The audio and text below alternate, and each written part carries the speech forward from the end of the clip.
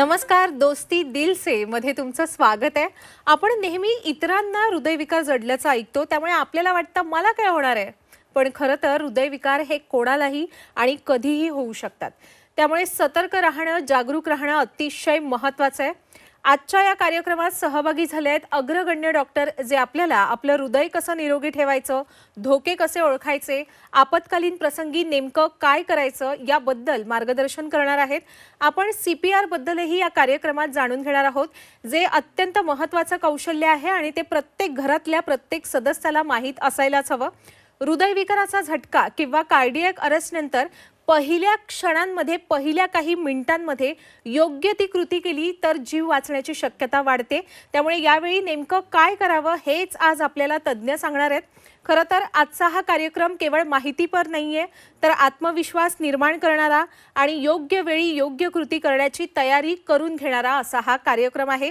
हृदयाच्या आरोग्याबद्दल अमूल्य मार्गदर्शन करण्यासाठी आजच्या चर्चेत सहभागी झालेल्या प्रसिद्ध आणि अनुभवी तज्ज्ञांची ओळख करून देते आणि मग आपण आजच्या चर्चेला सुरुवात करूया. या कार्यक्रमात सहभागी झालेले आहेत डॉक्टर कौस्तुभ माचणूरकर. ते कोल्हापूरच्या अस्टर आधार हॉस्पिटलमध्ये कन्सल्टंट इंटरव्हेन्शनल कार्डिओलॉजिस्ट म्हणून कार्यरत आहेत. त्याचबरोबर आजच्या या चर्चेत सहभागी झाले आहेत डॉक्टर अमित जोशी. ते मिरज येथील जीवन ज्योती हार्ट केअर सेंटरमध्ये कन्सल्टंट अँड इंटरव्हेन्शनल कार्डिओलॉजिस्ट म्हणून कार्यरत आहेत. डॉक्टर मतीन परकार हे देखील आजच्या या चर्चेत सहभागी झाले आहेत. ते रत्नागिरीच्या परकार hospital and research institute private लिमिटेडचे कन्सल्टंट कार्डिओलॉजिस्ट आणि एक्झिक्युटिव्ह डिरेक्टर आहेत. डॉक्टर विवेक अग्रवाल हे सुद्धा आज आपल्याला मार्गदर्शन करणार आहेत. ते सोलापूरच्या वेदांत सुपर स्पेशालिटीमध्ये कन्सल्टंट कार्डिओलॉजिस्ट म्हणून कार्यरत आहेत. सर्व तज्ज्ञ डॉक्टरांचं खूप खूप मनापासून स्वागत आहे आणि आता आपण आजच्या चर्चेला सुरुवात करूया. सुरुवातीचाच प्रश्न आहे डॉक्टर कौस्तुभ आपल्यासाठी. आजकाल अगदी सुदृढ दिसणाऱ्या, अतिशय ठणठणीत दिसणाऱ्या व्यक्तींमध्येही हृदयविकाराचा झटका आल्याचं सामान्य झालंय. याबद्दल आपण काय सांगाल? हेल्दी दिसणाऱ्या लोकांमध्ये पण आता हृदयाचे अटॅकचं प्रमाण जे आहे खूप वाढलेलं आहे. ह्याच्यामध्ये दोन कारण आहेत. पहिली गोष्ट म्हणजे जे कन्व्हेन्शनल रिस्क फॅक्टर किंवा जे पारंपरिक रिस्क फॅक्टर आहेत, डायबिटीज, ब्लड प्रेशर, हाय कोलेस्ट्रॉल, स्मोकिंग, तंबाखू, या सगळ्यांचं प्रमाण वाढल्यामुळं तसं झालेलं आहे. आणि दुसरं कारण म्हणजे इमर्जिंग रिस्क फॅक्टर, म्हणजे नवीन गोष्टी ज्या काही आहेत, नवीन रिस्क फॅक्टर जे आहेत ते आलेले आहेत. ह्याच्यात काय काय गोष्टींचा समावेश होतो ते मी तुम्हाला सांगतो. एक तर आहे की स्ट्रेसफुल लाईफस्टाईल, पुरेशा प्रमाणात झोप न होणे, जंक फूड, वजन वाढणे, एक्झरसाईजचा अभाव, ह्याच्यामुळे जे ओबेसिटी होते किंवा स्थूलपणा होतो, त्याच्याशी रिलेटेड जे ब्रिदिंग डिसऑर्डर्स होतात, हा एक रिस्क फॅक्टर समजला जातो. त्यानंतर काही क्रॉनिक इन्फ्लमेटरी कंडिशन, म्हणजे जे जुने आजार आहेत ज्याच्यामुळे इन्फ्लमेशन होतं बॉडीमध्ये, अशा टाईपच्या काही कंडिशन्स.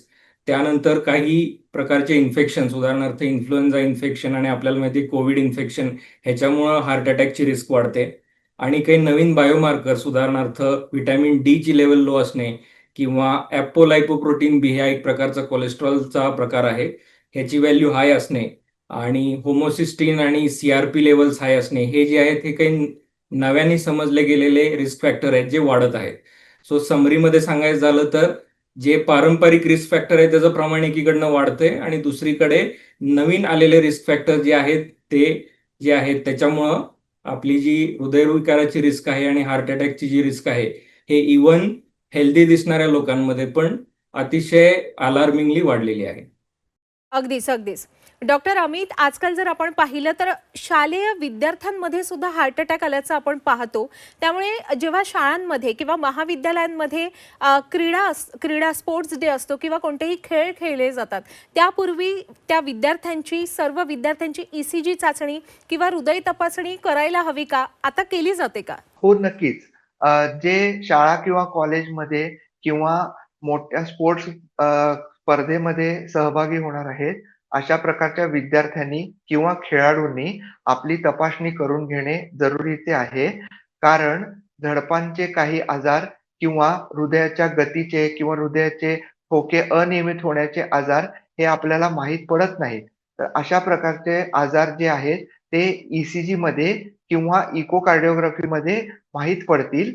त्यामुळे जे प्रिव्हेंटेबल आजार आहेत किंवा आपण बरेच वेळा ऐकतो, की मैदानामध्ये एखाद्या खेळाडूचा मृत्यू होतो, सडन कार्डियाक डेथ ज्याला म्हणतात. ते ह्या सर्व तपासण्यांमुळे आपल्याला प्रिव्हेंट करता येईल. त्यामुळे प्रत्येक खेळाडूने सहभागी होण्यापूर्वी आपला ई-सी-जी आणखीन इकोकार्डिओग्राफी ही टेस्ट ही कार्डिओलॉजिस्टकडून तपासून घेणे आणि त्यांचे मार्गदर्शन घेणे हे अत्यंत महत्त्वाचे आहे. अच्छा. डॉक्टर मतीन, खरं तर हृदयविकाराच्या झटक्यामागे विविध कारणं असू शकतात, पण आजकाल आपली जी तणावात्मक जीवनशैली झाली आहे ते सर्वात मोठं कारण आहे. खरंच ताण हृदयविकाराच्या झटक्यासाठी कसा कारणीभूत ठरतो आणि आपण त्याचं व्यवस्थापन कसं करू शकतो याबद्दल काय मार्गदर्शन कराल? ताणामुळे हृदयविकाराचा झटका येण्याची शक्यता फारच जास्त आहे. आजच्या आधुनिकतेच्या काळामध्ये मानसिक ताणतणाव किंवा शारीरिक ताणतणावाचं प्रमाण फार वाढत चाललेलं आहे. बेसिकली काय होतं, मानसिक किंवा शारीरिक ताणतणावामुळे आपल्या शरीरातील जे स्ट्रेस हार्मोन्स आहेत, कॉर्टिसॉल लेवल म्हणा किंवा स्ट्रेस ग्लायसेमिया म्हणा, म्हणजे स्ट्रेसमुळे शुगर लेवल वाढतात. ह्या गोष्टींचा, ह्या एन्झाईम्सचा डायरेक्टली आपल्या हृदयावरती परिणाम होतो आणि त्याच्यामुळे हृदयविकाराचा झटका येण्याची शक्यता फार जास्त वाढते. मग तो मानसिक ताणतणाव असो किंवा शारीरिक ताणतणाव असो, इमोशनल डिस्ट्रेस असो किंवा काहीही असो. तर ह्या मानसिक किंवा शारीरिक ताणतणावावरती आपल्याला काबू करणं किंवा कंट्रोल ठेवणं फार गरजेचं आहे. असं नॉर्मल माणसाला डायरेक्ट शारीरिक किंवा मानसिक ताणतणाव आला म्हणून हृदयविकाराचा झटका नाही येणार. पण ज्याला प्री एक्झिस्टिंग डिसीज आहे, ज्याला ऑलरेडी ब्लॉकेजेस आहेत, त्याला येण्याची शक्यता भरपूर जास्त होऊन जाते या मानसिक आणि शारीरिक ताणतणावामुळे. याला हँडल करताना आपल्याला माइंड मॅनेजमेंट म्हणजे आपल्या विचार करण्याची शक्ती आणि बॉडी मॅनेजमेंट ह्या दोन्ही गोष्टींवरती कंट्रोल ठेवला पाहिजे. माइंड मॅनेजमेंट इम्प्रूव्ह करण्यासाठी आपण योगा, प्राणायाम किंवा ब्रीदिंग एक्सरसाइजेस ह्या गोष्टींचा वापर करू शकता किंवा ह्या गोष्टी करून माइंड मॅनेजमेंट इम्प्रूव्ह करू शकता. ध्यान करून आपलं माइंड मॅनेजमेंट इम्प्रूव्ह करू शकता. आणि शारीरिक ताणतणावावरती कंट्रोल करण्यासाठी एक्सरसाइज, रेग्युलर रुटीन एक्सरसाइज करणं फार गरजेचं आहे. या दोन गोष्टींमुळे आपण शारीरिक आणि मानसिक तणावावरती नक्कीच काबू करू शकतो आणि हृदयविकाराचे येणारे झटके अवॉइड करू शकतो किंवा टाळू शकतो. अच्छा. खरं तर ना, अनेक जणांना असं वाटतं की छातीत कळ येणं किंवा छातीत दुखणं हे एकमेव हृदयविकाराच्या झटक्याचं लक्षण आहे. पण खरं तर हार्ट अटॅक येण्यापूर्वी आपलं शरीर आपल्याला विविध संकेत देत असतं. हे संकेत नेमके कोणकोणते असतात, डॉक्टर विवेक? महिलांमध्ये आणि विशेषतः वयोवृद्ध जे पेशंट्स असतात त्यांच्यामध्ये सिम्पटम्स, लक्षणं हे फक्त फक्त छातीत दुखायचे नसून इतरही सिम्पटम्स असू शकतात ज्याच्यामधून आपल्याला हृदय आजारबद्दल किंवा हृदयविकाराबद्दल एक कल्पना येऊ शकते. ते म्हणजे चालताना दम लागणे, जिने चढताना, रुटीन काम करताना सुद्धा लवकर थकवा येणे, काही लोकांना छातीत धडधड वाटणे, अस्वस्थ वाटणे किंवा काही लोकांना एल्डरली जे वयोवृद्ध जे पेशंट असतात त्यांना कधी कधी कन्फ्युजन किंवा बरं न वाटणे असे काही जनरल पद्धतीने ते सिम्पटम्स आपल्याला सांगू शकतात. हेही हार्ट अटॅक कडे किंवा जे हृदयाचे विकार आहेत ह्याच्याकडे लक्षण दाखवतं. आणि अशा सिच्युएशन मध्ये आपण काही विलंब न करता पहिल्यांदी हार्टच्या आजारांबद्दलची खात्री करून घेणे हे आवश्यक आहे. तर अशा वेळेसला ईसीजी करणे किंवा जवळच्या हॉस्पिटलला पोहोचणे किंवा हार्ट स्पेशलिस्टला दाखवणे हे रेकमेंडेड आहे. अच्छा. खरं तर अनेकदा लोक जरा वाट बघतात, ही कळ काही वेळाने शमेल, हे दुखणं काही वेळाने हळूहळू बरं वाटेल, आपल्याला दुखणं कमी होईल, पण ही वाट पाहणं हे जीवावर बेतू शकतं. खरं तर हृदयविकाराच्या झटक्याबाबत विचार केला तर हे प्रचंड जीवावर बेतू शकतं. याबद्दल काय सांगाल, डॉक्टर कौस्तुभ? सो हार्ट अटॅकची मॅनेजमेंट ज्यावेळेस आपण त्याच्याविषयी बोलतो ह्याच्यामध्ये दोन कन्सेप्ट महत्वाचे आहेत, दोन गोष्टी महत्वाच्या आहेत. एक म्हणजे गोल्डन आवरचा कन्सेप्ट आहे आणि दुसरी एक फ्रेज आपण वापरतो की टाइम इज मसल. सो हे समजण्यासाठी आपल्याला माहित पाहिजे की हार्ट अटॅक म्हणजे काय असतं. तर हृदयाचे जे स्नायू आहेत, हार्टचा जो मसल आहे, हे लाईव्ह सेल्स आहेत, त्याला कंटिन्युअसली ऑक्सिजन सप्लायची गरज असते. तो ऑक्सिजन सप्लाय आणि रक्तपुरवठा ज्यावेळेस ब्लॉक होतो त्यावेळेस आपल्याला हार्ट अटॅक होतो. आणि हा हार्ट अटॅक झाल्यानंतर म्हणजे रक्तपुरवठा ब्लॉक झाल्यानंतर हृदयाच्या ज्या या लाईव्ह सेल्स आहेत ह्या 1 तासाच्या ड्युरेशन नंतर मरायला सुरू होतात. त्यामुळे त्या एवढ्या 1 तासामध्ये जर का आपण हा ब्लड सप्लाय रिस्टोर केला तरच हृदयाचं डॅमेज जे आहे ते प्रिव्हेंट होऊ शकतं. जर का 1 तास उलटून गेला तर हार्टच्या स्नायूंना, हार्टच्या मसलला जे आहे हे इरिव्हर्सिबल डॅमेज होतं. त्यामुळं हार्ट अटॅकच्या केसमध्ये टाइम हे अतिशय महत्वाचं आहे. हा गोल्डन आवर अतिशय महत्वाचा आहे. म्हणूनच असं म्हटलं जातं की time is equal to muscle. म्हणजे जेवढ्या लवकर आपण हार्ट अटॅकमध्ये ब्लड सप्लाय हार्टचा रिस्टोर करू, तेवढे हृदयाची स्नायू जे आहेत हे सर्व्हाइव्ह होणार आहेत आणि त्यातनं रिकव्हरीचे आपले चान्सेस जे आहेत ते इम्प्रूव्ह होणार आहेत.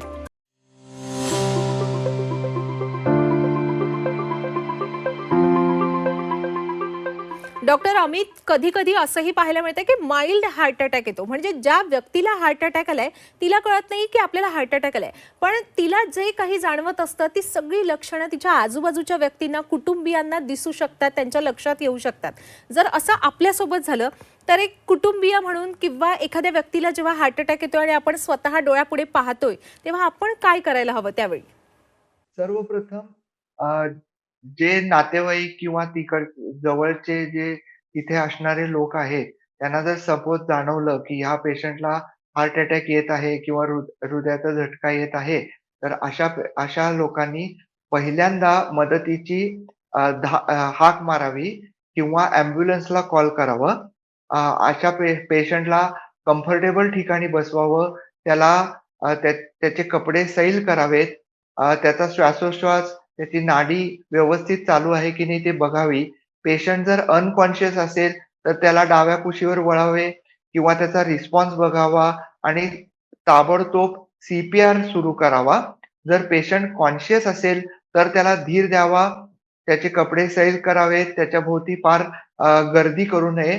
ताबडतोब जर अवेलेबल असेल, तर मेडिकलमधून ॲस्पिरिनची गोळी त्याला द्यावी आणि ॲम्ब्युलन्समधून त्याला जवळच्या हॉस्पिटलमध्ये ताबडतोब शिफ्ट करावे.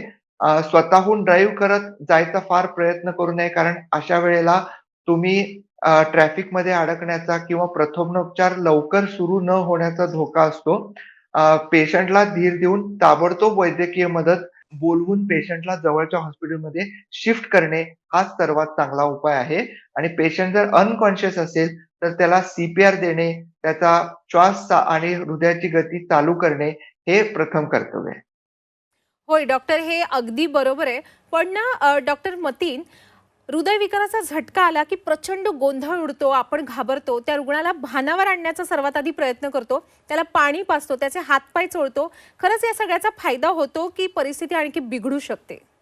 हृदयविकाराचा जेव्हा एखाद्याला झटका येतो किंवा एखादा माणूस अनकॉन्शियस एका जागी पडून असतो, त्यावेळी आजूबाजूच्या पब्लिकमध्ये किंवा माणसांमध्ये गोंधळ पसरतो. ती लोक त्याला कोणी पाय चोळतं किंवा हात चोळतं किंवा त्याला पाणी पाजायला जातं. तर ह्या गोष्टी कराव्या का? माझ्या मते ह्या गोष्टी करू नये. याचा फायदा तर नक्कीच होत नाही. रादर ह्याच्यामुळे नुकसान होऊ शकतं. कारण एखाद्या माणसाला जर हृदयविकाराचा झटका असेल आणि तो चोक बसत असेल, त्यावेळी आपण जर पाणी पाजलं तर तो त्याचं चोकिंग अजून वाढेल. त्यामुळे ह्या गोष्टी धोकादायक ठरू शकतात. त्याच्याऐवजी जर एखादा अनरिस्पॉन्सिव्ह माणूस असेल, तर त्याच्यावर जर CPR कोणी परफॉर्म केला, तर त्या माणसाचा जीव वाचू शकतो. तो प्रत्येक माणसाला CPR हा आला पाहिजे. पण सर्वप्रथम हृदयविकाराचा झटका आला किंवा एखादा अनरिस्पॉन्सिव्ह माणूस असेल, सर्वप्रथम आपण हेल्प कॉल केली पाहिजे. हेल्प आजूबाजूच्या पॅरामेडिकल वर्कर कोणी असेल, तर तो हेल्प करू शकतो किंवा ॲम्ब्युलन्सला बोलावणं हा सगळ्यात मोठा हेल्प असू शकते. आणि त्यावेळी जर पेशंट अनरिस्पॉन्सिव्ह असेल, जर CPR व्यवस्थित केला, तर ॲम्ब्युलन्स येईपर्यंत आपण त्या माणसाला जगवू शकतो किंवा त्याचं सर्क्युलेशन चालू ठेवू शकतो आणि त्या नक्कीच माणसाचा जीव वाचू शकतो याच्यामुळे. अच्छा डॉक्टर, CPRचा संबंध आहे हृदयाच्या आरोग्याशी. हे CPR घरच्या घरी करणं चांगलं की तज्ज्ञांकडूनच करून घेणं चांगलं? यातला फरक काय असतो आणि काय चांगलं असतं, याबद्दल मार्गदर्शन करा डॉक्टर विवेक. CPR बद्दल सक्सेस रेट हा कम्प्लिटली एका फॅक्टरवरती डिपेंड करतो. एक जो सगळ्यात इम्पॉर्टंट फॅक्टर आहे तो म्हणजे किती लवकर आपण CPR सुरू करतो. तर बायस्टँडर म्हणजे पेशंट जेव्हा जे कधी कुठल्याही ठिकाणी कोलॅप्स करतात आणि त्यांची पल्स लागत नाही किंवा ते रेस्पॉन्ड करत नाहीत आणि आपण एका डिसिजनवर येतो की त्यांना CPR गरजेचं आहे, तर अशा वेळेसला नॉट नेसेसरी की ते हॉस्पिटल एन्व्हायरमेंटमध्ये असतील किंवा आजूबाजूला डॉक्टर्स किंवा पॅरामेडिक्स असतील. तर इतर ज्या लोक आहेत त्यांना आपण बायस्टँडर म्हणतो. पेशंटचे नातेवाईक, त्यांचे कोवर्कर्स, कलिग्स, कॉलनी मधले लोक, कुणीही. तर जोपर्यंत मेडिकल हेल्प अवेलेबल होत नाही, बायस्टँडर्सने CPR सुरू करणे हे खूप गरजेचं आहे. हे पुढच्या हॉस्पिटलच्या ट्रीटमेंटच्या सक्सेसला खूप हेल्प करू शकतं.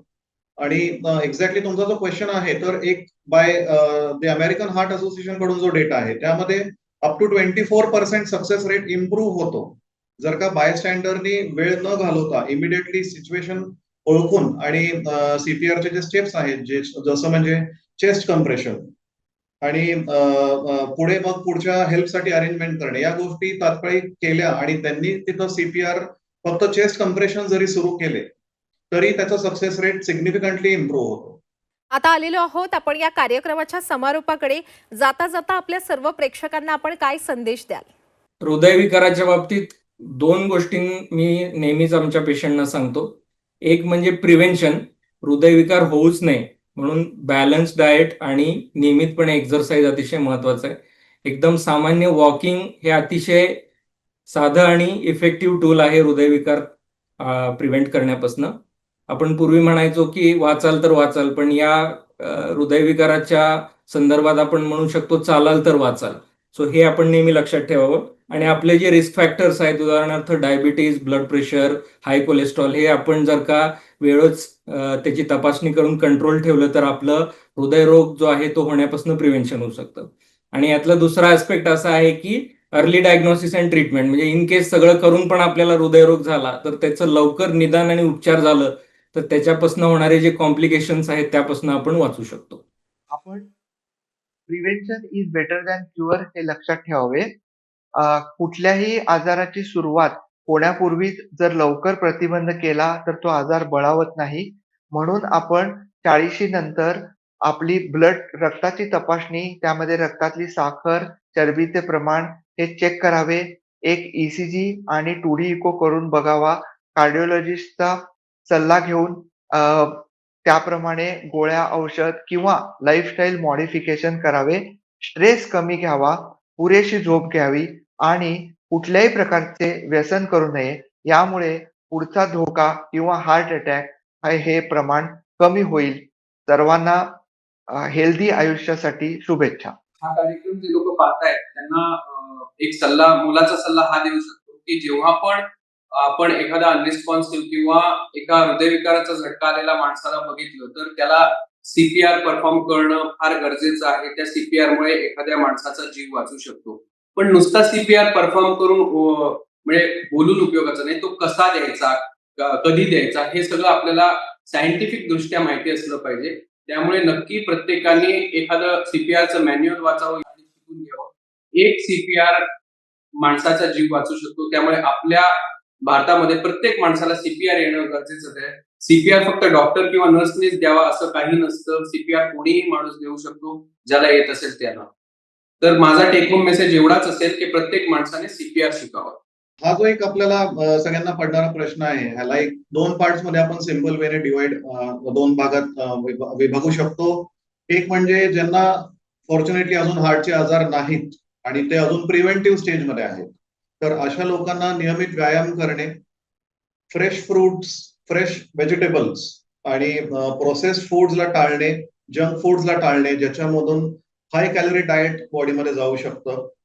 ऍक्टिव्ह राहणे, एडिक्शन्स पासून दूर राहणे, स्मोकिंग, टोबॅको हे सगळे एडिक्शन्स क्लिअरली हार्ट अटॅक सोबत असोसिएटेड आहेत हे वारंवार आपण सांगत आलोय.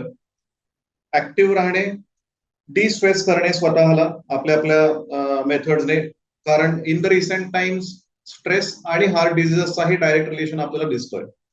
आणि दुसरा भाग की ज्यांना अनफॉर्च्युनेटली हार्टचा आजार ऑलरेडी डायग्नोज आहेत, काही ना काही पद्धतीने त्यांनी ट्रीटमेंट घेतली आहे, त्यांच्यासाठी आता आपण ज्या डिस्कस केल्या त्या सगळ्या गोष्टी त्यांनाही लागू पडतात.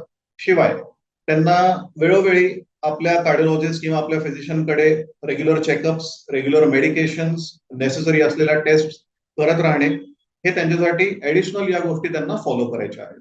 आजकाल जे हार्ट अटॅकचं, हृदयविकाराचं प्रमाण वाढतंय, या प्रकरणांचे जे वाढते आकडे समोर येत आहेत ते प्रचंड गंभीर आहेत आणि त्यावरूनच हृदयविकारांवर किती गांभीर्यानं लक्ष देणं आवश्यक आहे हे लक्षात येतं. आजच्या या सगळ्या चर्चेतून प्रेक्षक आणि आम्ही हेच शिकलो की जर वेळेत तपासणी केली, आरोग्यदायी सवयी आपण लावून घेतल्या, स्वतःला अंगीकारल्या तर हार्ट अटॅकची वाढती आकडेवारी नक्कीच आपण बदलू शकतो. डॉक्टर, आजच्या या चर्चेत एवढं मोलाचं मार्गदर्शन आपण आपल्या सर्व प्रेक्षकांना केलं आणि विशेष म्हणजे दोस्ती दिल से चा भाग झालात आपण. त्याबद्दल मी आपले मनापासून आभार व्यक्त करते. धन्यवाद.